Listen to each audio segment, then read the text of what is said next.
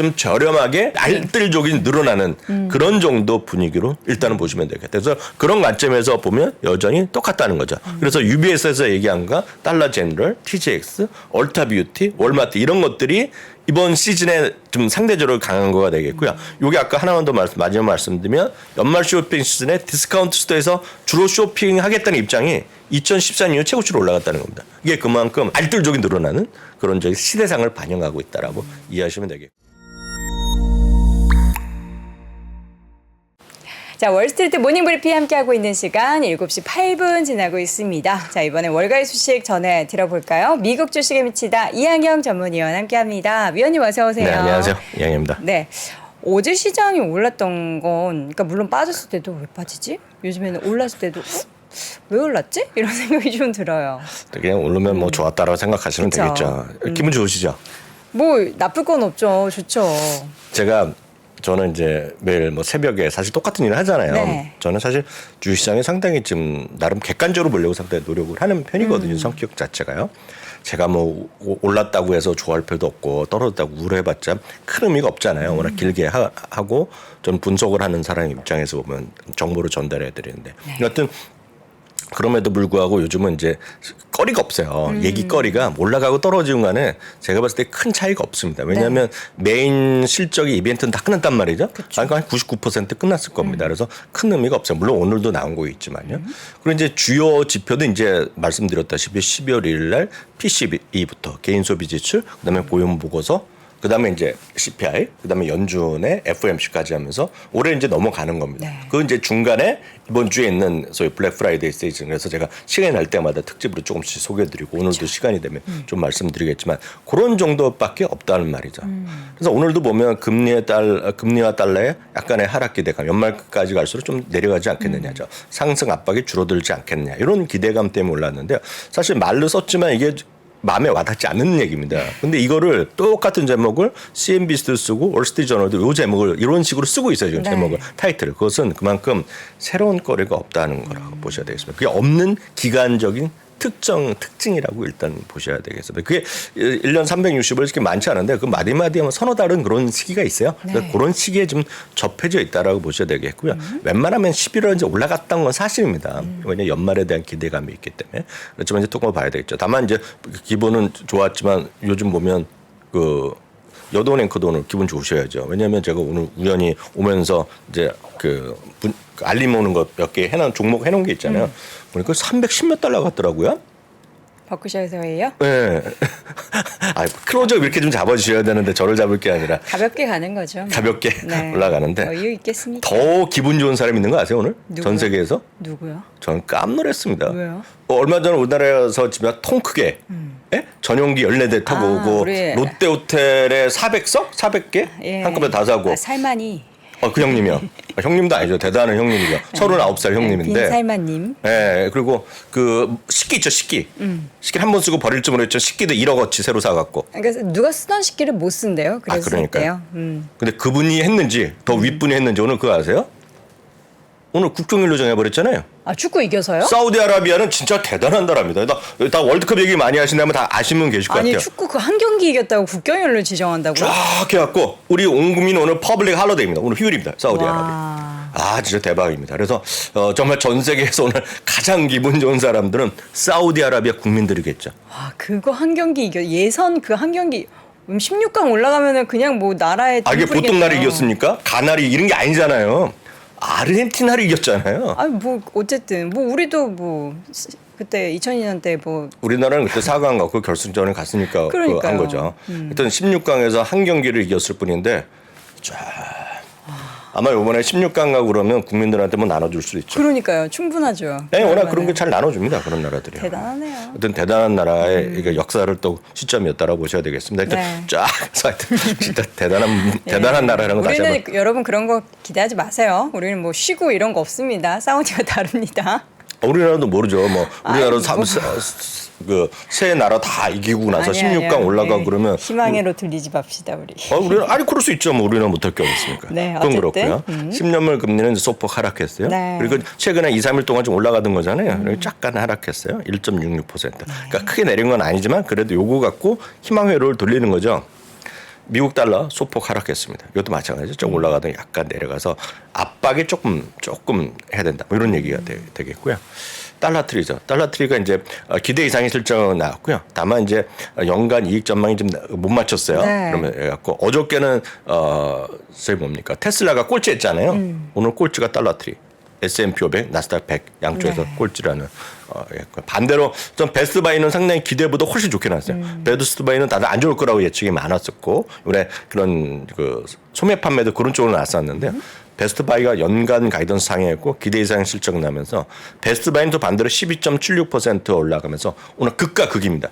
S&P 500에서 제일 많이 올라간 게 베스트바이고요. 네. 제일 많이 떨어진 게 달러트리입니다. 그만큼 유통업체도 이렇게 나오기가 쉽지 않은데요. 그만큼 시장에서 이슈가 없다 보니까 이런 것들이 지금 시장을 끌고 나가는 그런 부분이었다라고 보셔야 되겠고요. 네. 노드스트롱 같은 경우는 또 정규장에서 좋았는데 또 시간에서 또 많이 내렸습니다. 그래서 JW이 아닌데 5% 올라가고 뭐 명품을 주로 파는 백화점이죠? 명품이라기보다는 그냥 몇 개 안 남은 그냥 백화점이라고 보시면 되죠. 아, 그래요? 몇 개 안 남은 그냥 뭐 신세계 백화점, 아. 네, 그 정도 되시면 네. 되겠습니다. 우리나라의 뭐 더현대 이런 거랑은 많이 차이가 나죠. 하여튼 백화점이죠, 그냥요.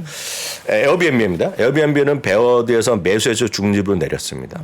그래서 조금 주가는 0.43%. 좋네요. 네, 그러니까요. 그러니까 벗어날 수 있는데도 불구하고 좀 재미가 없는 그런 부분이 되겠습니다.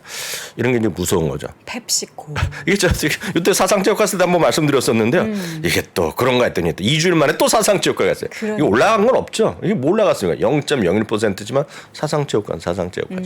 이게 뭐냐면 그래서 오늘의 메인은 뭐냐면 내일도 시간 내에 말씀드리겠지만 앞서 이제 7호 상무께서 내년도 팩트셋 기준을 보면 이익 전망이 한 5% 정도로 해서 플러스예요. 그래서 기억하셔야 될 게 S&P 500이에요. S&P 500의 주당 이익의 전망치가 팩트셋 기준으로 컨센서스 보면 224달러 정도 나옵니다. 그리고 여러분 이제 미국 주식집 하시는 분들은 기억해 두시면 좋아요. 이게 미국 주식과 한국 주식만 하신 분의 하늘과 땅의 차이가 거기서 나옵니다. 여기서 대한민국의 웬만한 애널리스트나 투자 전략가나 이런 분들한테도 한번 물어보세요. 내년에 우리나라 코스피의 주당 이익이 얼마냐고 말해주는 분이 없습니다. 왜냐하면 존재할 수가 없어요. 현실적으로 보면. 왜냐하면 코스피에 속해 있는 주식을 전부 다 이익 전망이 있어야지 주당 이익이 나오는 거거든요. 그래서 그게 없어요. 근데 미국은 딱 떨어지는 게 있단 말이죠. 그 224달러가 콘센서스고 그 이제 5%는 상당히 낮은 거예요. 성장률이. 그렇지만 그것이 내년도에는 솔직히 안 좋다 보는 사람들이 널려 있는 거죠. 네. 모건 스탠리는 195달러를 얘기하고 있습니다. 195달러면 지금 올해보다 한 15% 정도 떨어지는 거예요. 골드만삭스 있죠. 골드만삭스는 올해나 내년에 똑같다 그래서 210달러. 그나마 유지하고 있어요. 유지하고 있고요. 뱅크 아메리카는 200달러를 제시하고 있습니다. 그래서 눈높이가 많이 차이가 나오고 있기 때문에 시장이 안 좋다고 보는 사람들은 이 전망이 틀렸다는 겁니다. 지금. 그래서 훨씬 더 내려갈 수밖에 없기 때문에 현재 주가보다 많이 올라갈 수 없기 때문에 내일 제가 시간이 되면 말씀드리겠지만 내년도에 S&P의 연말 목표치는 안 좋게 보는 사람들은 4천 언저리 아니면 이해합니다. 그쵸. 모건 스탠리 3,900이고요. 오늘 골드만삭스랑 뱅크 아메리카 같은 날 발표했는데 양쪽 모두 딱 4천을 찍고 있습니다. 4천이면 지금 올라갈 게 하나도 없는데 그렇게 보는 사람들의 주 관점은 아쉽게도 저도 좋아하고 미국의 개미 투자가도 좋아하고 이 시청하신 분들이요. 여기 오늘 보신 분 중에 미국 주식에 관심 있는 분이 좋아하시는 것들에 대해서는 의견이 다 썰렁합니다. 아직까지는 썰렁해요. 네. 아직까지 사면 안 된다는 얘기를 하는 겁니다. 반대로 사야 되는 것들이 뭐냐면 딱 이런 걸 얘기하는 거예요. 이런 거. 필수 소비재. 네. 왜 우울하세요? 필수 소비재. 안 좋다고 헬스케어, 에너지 그런 것들 있잖아요. 네. 금융 이런 것들을 다들 안 좋아하거나 저게 뭐가 돈이 되겠어 하는 것들 있잖아요. 그런 것들에 대해서 여전히 비중 확대 의견이 여전히 많다는 거예요. 이게 대표적인 게 지금 펩시코다. 펩시코도 마찬가지.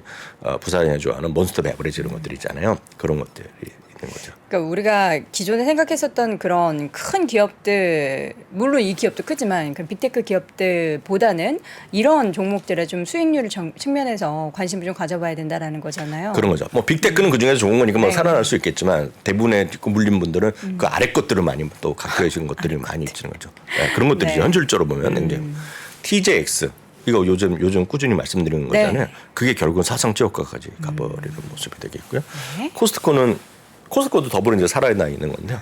뱅크 오브 아메리카에서는 터픽으로 올려놨습니다. 목표 주가는 $605. 물론 전혀 다른 것도 있어요. $605지만 심지어는 11월 7일 날 보면 웰스파고는 매수해서 중립을 내리고 목표 주가가 지금 400 몇십 달러 수준이거든요. 그래서 늘 말씀드리지만 투자 의견은 다 다를 수밖에 없어요. 그게 미국 주식과 한국 주식의 엄연한 차이입니다.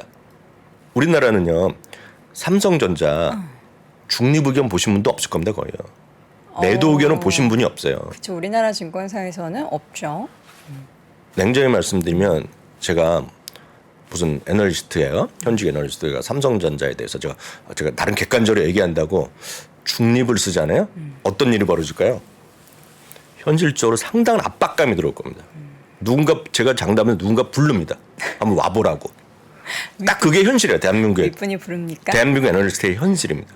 그래서 대한민국의 애널리스트 의견은 그냥 거의 단일 민족 국가같이 단일 의견이 많이 나오는데 미국은 절대 그렇지 않아요. 그래서 그게 미국과 한국의 차이라고 보셔야 되겠습니다. 그래서 그럼 욕할 필요도 없어요. 미국 애널리스트가 막 다 틀리다. 그래서 본인에 맞는 취향, 본인이 갖고 가는 걸 갖고 가시면 되겠습니다. 일단 코스트코는 좋은 의견도 있고 나쁜 의견도 분명히 있었다. 11월 7일 날 웰스파고는 매수해서 중립을 내린 반면에 뱅크 오브 아메리카는 탑픽으로 제시하고 있다. 얘기를 하는 거죠. 자, 드디어 이제 추수감사절이 도래했죠. 네, 추수감사절 포함해서 오늘 계속해서 블랙 프라이데이에 관해서 조금 더 말을 이어드리도록 네. 하겠습니다. 추수감사절에 대한 여행 수요는 미국에서 가장 핫한 여행 시즌이라고 보시면 돼요. 그러니까요. 네, 왜냐하면 크리스마스 때는 이제 놀러 가는 사람들이 많이 있고요. 크리스마스는 어떤 종교적 석체가 분명히 있잖아요. 네. 그래서 그걸 거부하는 사람도 있기 때문에 약간 다릅니다. 하지만 추수감사절은 누구한테나 맞는 결국은 곡식을 나눠 하고 이런 걸 축하하고 감사하는 모임이잖아요. 가족들의 행사를 하고 많이 하기 때문에 여행 수가 최대로 몰리는 겁니다. 가족 단위의 모임이 그래서 많이들 이동하는데요. 이거는 이제 같은 시기에 지난주 목금토 1위의 모습입니다. 같은 시기에 보면 그래서 이게 올해고 작년 그리고 팬데믹 이전이 회색입니다. 그래서 비교할 거 팬데믹 이전과 이것만 보시면 돼요. 저 프린성과 조금 늘어나는 거 아니에요? 조금 늘어났지만 냉정히 보면 아직까지는 부족합니다. 아직까지는 부족한데요. 이건 지난주 상황이고요. 이번 주 수요일부터 일요일까지 비행기 시기 예측이 전년 대비 8%입니다. 8%. 팬데믹 이전 대비는 마이너스 여전히 2%지만 그래도 상당히 좀 회복하고 있다라고 보셔야 되겠고요.